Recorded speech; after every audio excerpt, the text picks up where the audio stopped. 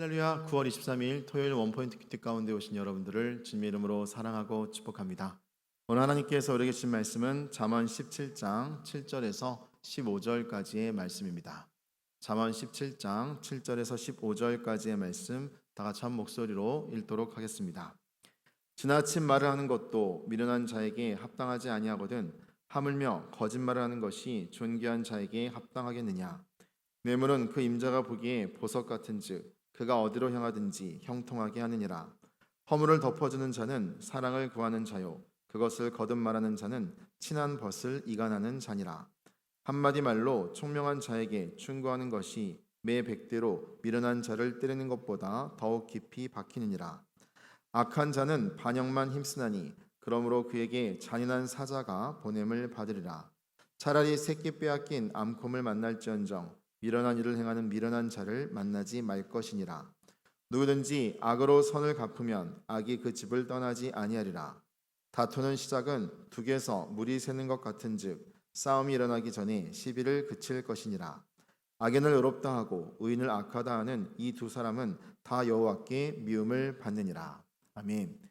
이 시간 존귀한 자의 삶의 길이란 제목으로 담임 목사님께서 큐티인도해 주시겠습니다. 할렐루야.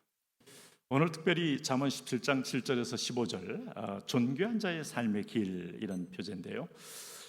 여기 7절에서 28절까지는 본격적으로 미련한 자의 모습에 대해서 성경이 경고하고 있습니다. 미련한 자, 지혜로운 자, 두 가지 길이 인생에 있어요. 우린 시편 1편을 보면서 복 있는 사람은 하면서 시작된 축복의 사람이 누구인가를 성경은 명확하게 말하고 있어요. 그런데 어리석은 자, 잠언에서 말하는 어리석은 자, 지혜로운 자, 어리석은 자, 우리는 간혹 이것을 아주 둔탁한 어떤 지능 정도로 오해할 때가 덜어 있습니다. 지능의 문제가 아닙니다. 인생은 본질을 깨닫는 깨달음이에요. 깨달음. 존귀하며 처하지만 깨닫지 못하면 멸망하는 짐승과 같다. 부모의 사랑을 깨닫지 못하는 아들 페류나가 되죠. 오늘 스승의 은혜를 깨닫지 못하는 자녀, 그 학생들 결국은 배은망덕한 학생이 되죠. 오늘 국가의 어떤 그 도움도 또 우리가 6.25 때 우리를 도왔던 나라, 이거 깨달음이라는 것은 곧 우리에게 있어서 사람을 사람답게 만드는 거예요.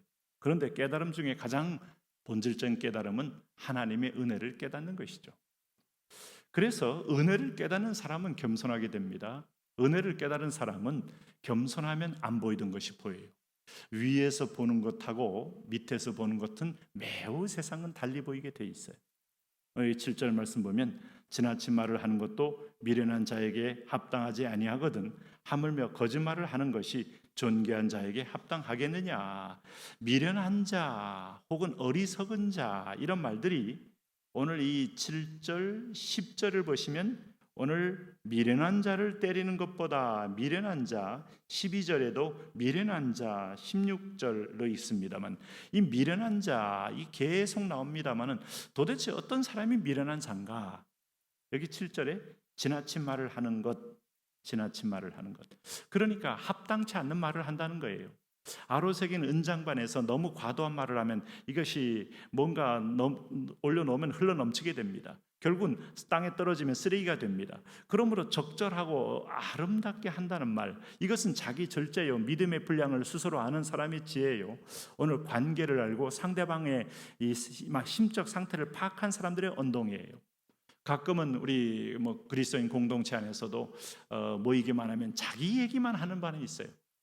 돌이켜보면 성경의 표현대로 하면 이거 자기 얘기만 하는 것 듣지 못하는 자, 이것도 미련한 자의 한 부분에 속합니다. 간혹 내가 그런 사람이 아닌지를 한번 곰곰이 돌이켜볼 필요가 있어요.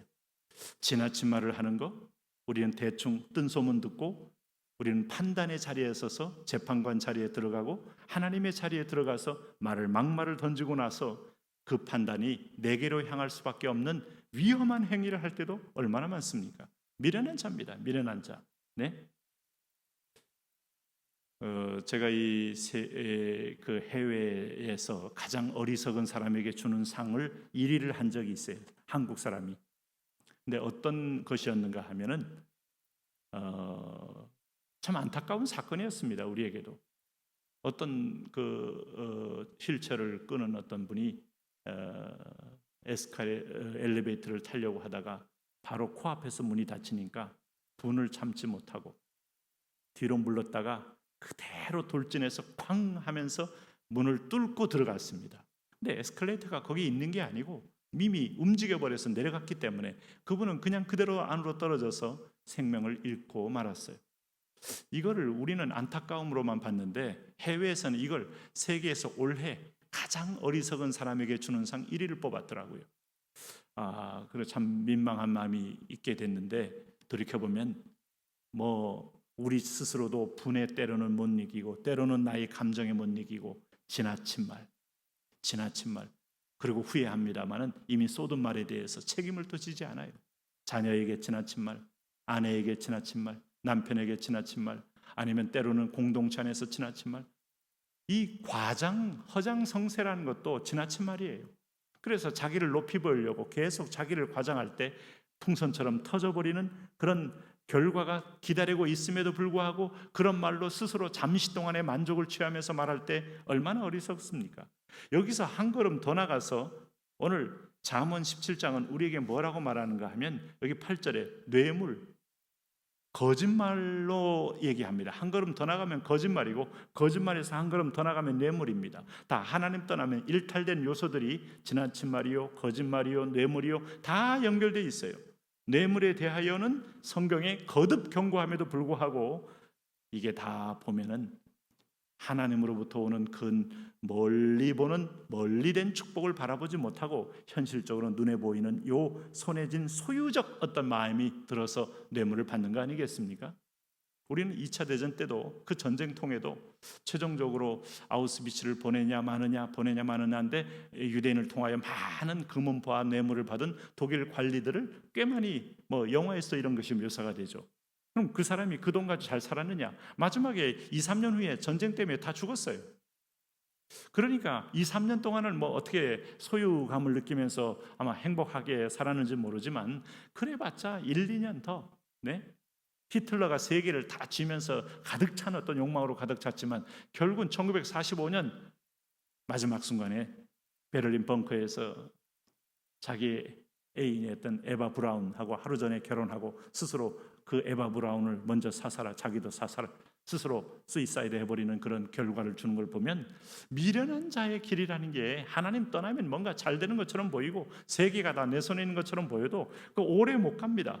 그러므로 오래 갈 수 있는 게 뭘까? 신실함이고 정직함이고 의리를 지키는 거고 신리를 지키는 거고 그래서 사실은 우리 속에 정직함 하나가 모든 거짓을 뚫고 모든 사수를 뚫고 모든 경영학의 원리의 본질이 된다는 사실을 안다면 깜짝 놀라셔야 돼요.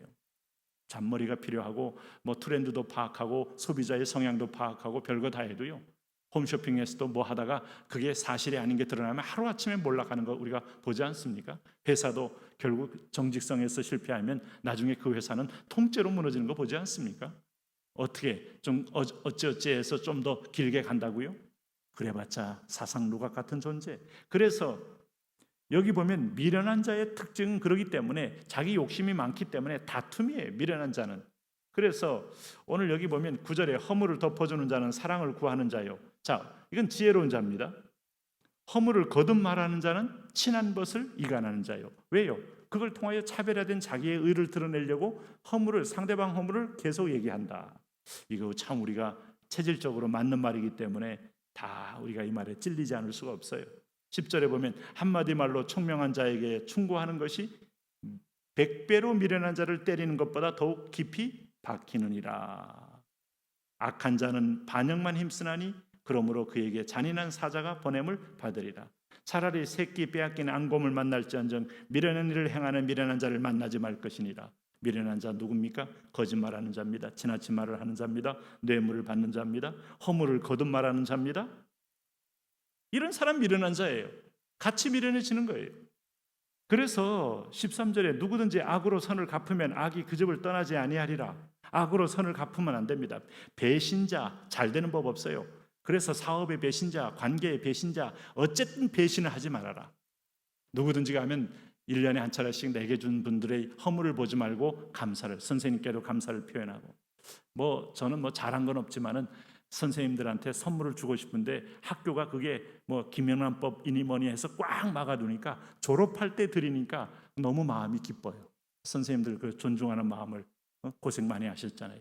졸업할 때야 우리 아들도 잘 봐달라고 할 것도 없고 그냥 고마워서 드리는 것들 찾아가서 드려야 됩니다. 스승님을 찾아가서 드리고요, 오늘 부모회도 찾아가서 드리고요. 이게 하나님께 복을 불러오는 통로입니다.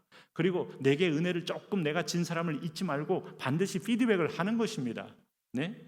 그런데 어리석은 자는 이 선을 악으로 갚아버린다는 거 아니에요. 오히려 그 사람을 역이용하고 이용해서 자기 일을 취한다는 거 아닙니까? 다투는 시작은 둑에서 물이 새는 것 같은즉 싸움이 일어나기 전에 시비를 그칠 것이니라.